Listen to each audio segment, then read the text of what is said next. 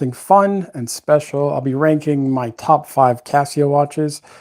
There are some of the most iconic, affordable, and collectible timepieces out there. So let's see if you agree with my pick. If you're new here, hit the subscribe button. We do affordable to mid-tier watch reviews, challenges, and comparisons. And don't forget to jump in the chat, for I'll be reading the rankings as we go. So first and foremost, I'll put this in number 5. Coming in at number 5 is the Casio A700. I do like this watch. It is slim, retro looking, digital, and has also a luxury feel because of its like metal steel bracelet and even case that I do enjoy. One thing I don't like about it, it is more fragile than the other, and it really has a really basic functionality in it, which is still okay. It's very lightweight. It gives that nice retro 80s feel to it, which is pretty sweet. Also, one thing I do enjoy about it, compared to the F91, it has a really good, decent backlight, which actually does the whole screen versus just like the back corner over here, which is neat. So for basic functionality, you have the light button here, and then you have the mode buttons on here as well, where this one is really your select button, which is pretty neat. In regards to a wrist test, it fits perfectly on my wrist. However, this is something that I would not really wear in the gym because it just moves a lot. And I find that also it smudges, a lot of smudge marks. So you're often find yourself wiping it down or cleaning it. So this is my number 5. If anyone has the A700, comment below and see if we agree if this comes at number 5.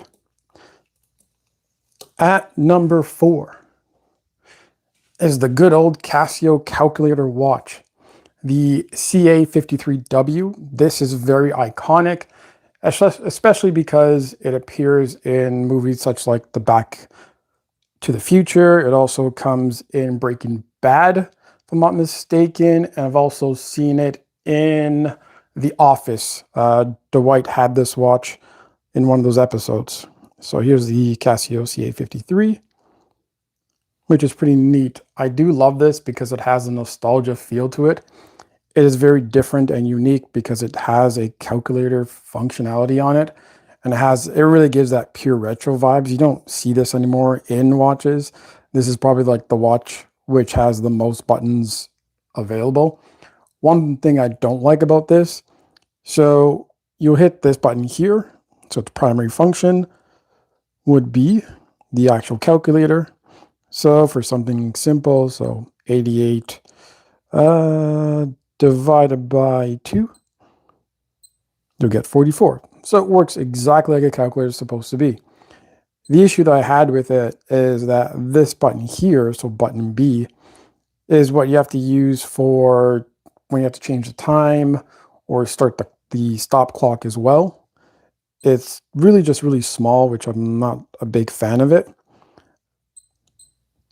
So you have the alarm, you have a designated time zone if you want, and then you have a stop clock setting. And then again, it really sucks because it's there or here. Like it's weird how it is. I don't like it the greatest. So you have the start button here and the reset button on the back. So it's kind of a jump. You have to get really used to how the watch functions, and then you'll be okay. That's why I'm not really fond of this as an everyday watch. It really is a watch in which I wear it and it's like a fun piece to wear. If I see someone else wear it, it's kind of cool. So that's what it looks like on my wrist. Pretty sweet. So this is why it's really my number 4 watch. Number 3 watch, I know I will get a lot of hate for the number 3 watch because this is everyone's favorite watch, which is the Casio F91W. I know, I could hear the keyboards typing away saying, why am I ranking this at number 3? And so on and so forth. So let's start with the pros. I love this watch because it is the most famous digital watch in the world. I believe this is the watch that put Casio on the map of being, in quotation, God tier. It's very lightweight, affordable. This is under $20. Lightweight, reliable, endless battery life. I've had this for over 2 years, no issues. I've seen multiple videos, multiple reviews of people who haven't changed their battery in almost 8 years, which is fantastic. The issue I have with this is that it is easily scratch resistant because of the resin body that it has. So you might be able to see some scratch marks here, but it's really easy to come off because it is plastic, so you're able to polish this off. It kind of sucks because I haven't really seen any modifications of this watch. So if you want to make it seem like a watch that you enjoy a little bit more, to have a little personality, I haven't really seen much modifications on this watch. The light itself, it's very, very weak. So just a quick comparison between the A700 and the F91. There's that light, and then there is this light, and you really cannot really compare the difference for the lighting. I believe what they did, and just a very honorable notice and mention, is the A168 kind of puts the F91 plus the A700 together to become the A168, which then you have a better background lighting and a true functionality. And it is quite stylish. The A168, I do not have it with me, so just a heads up. But I do have the F91 and the A700. This is kind of why I put this in the top 3. I wear this watch quite a bit to the gym and when I'm working out. It is absolutely fantastic for a day-to-day watch, very lightweight, and I really do enjoy it. So just really quick. Ooh, this is a pain in the butt sometimes when you put on a watch with a long strap, but very simple. This is what it looks like on the wrist, which is very nice. But again, this is the F91, and the reasons why I really ranked it number 3. It's great, but it has its drawbacks. I will be making a longer video of these drawbacks, and you understand the reasons why in regards to it. So coming in at number 2, which is the good old G-Shock. So this is the GA2110 from G-Shock. This is an absolutely fantastic watch. I love the fact that it has analog and digital. The functionality of this, the light itself stays on for quite some time, so I put it for 3 seconds, which is nice. It lights up most of the screen itself, which is kind of neat. I like the fact when you hit this button here, you can switch between date and time, which is neat. This is 200 meters water resistant, literally built like a tank. I had tons of compliment while wearing this. Been using this really for when I go on vacation. Swimming is not an issue whatsoever. I love the fact that it's big and it's readable in a sense. You have the date analog on the side as well. Multiple functions in regards to world timing, which is kind of sweet. Shock resistant, again, the fact that it's called G-Shock. Multiple styles, so I like the gray one. There's black, blue, red, yellow, and everything. All the colors on the rainbow, they have it. This is what it looks like on my wrist. So nice wrist test. I like the fact that it's rubber, and it's also, despite the size, it is lightweight. But I do find it being somewhat a little bit more bulky. So if you look at the difference between thickness between the F91 and the G-Shock, you'll see that big difference of thickness and also bulkiness of it. If anyone else has a G-Shock or the F91, CA53, or the A700, comment below and see, let me know if you would rank these top 4 in this, or would you change anything around? Now, my number 1 Casio watch that I have, and again, a lot of people might disagree with it, but it's okay. Again, this is just based off of my day-to-day functionality of these watches and everything that it can do, is my personal favorite, the AE1200 or the Casio Royale.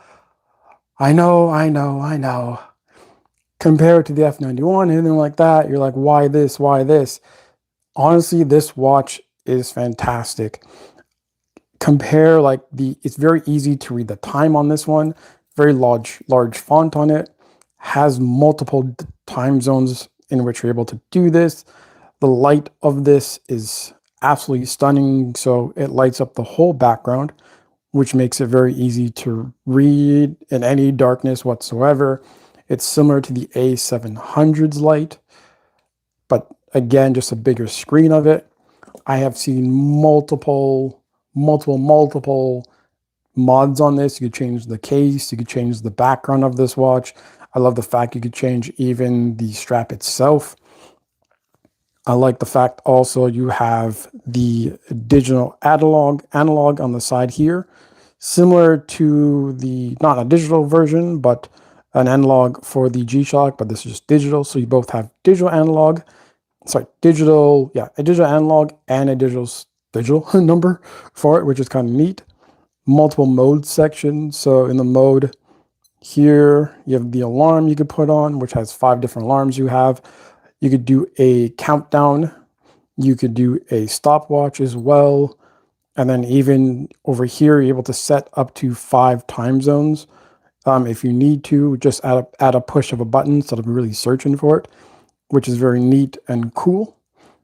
And again, I love the fact it is a world timer, as mentioned on the top, and you get 10-year battery life, which is right there written on the actual case itself. So for 10 years, you're not worrying about anything whatsoever on this. This keeps on ticking, which is absolutely perfect. In terms of bulkiness, it is as bulky as the G-Shock, but not so much, a little bit less than that.